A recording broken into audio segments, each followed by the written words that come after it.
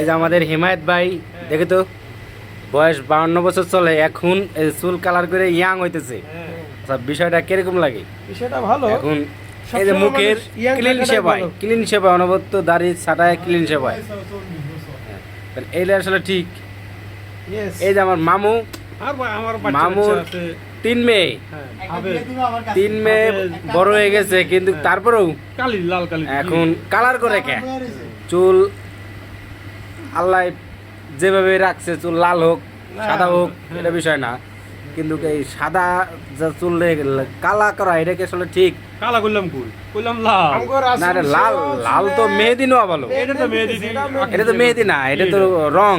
এটা ব্যবহার করা তো, এটা ব্যবহার করা তো হারাম। এটা মেহেদি পাতা থেকে না, এটা ব্যবহার করা কি হারাম না? কেন হারাম?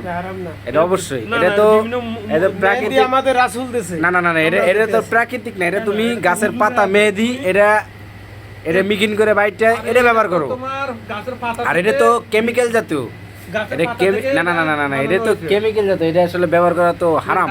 দাড়ি দেন, এটা আসলে কি হারাম না? দাড়ি দেন একটু ইয়া করি, দাড়ি দিয়ে এই ক্ষেত্রে একটু দিয়ে দেবো নি এদিকে। এখন এই যে হেমাত ভাই একটু কি এই বয়সে কি চুল কালার করা আসলে কি এটা আল্লাহ সবসময় বলছে পরিপেটি ভাবে থাকো।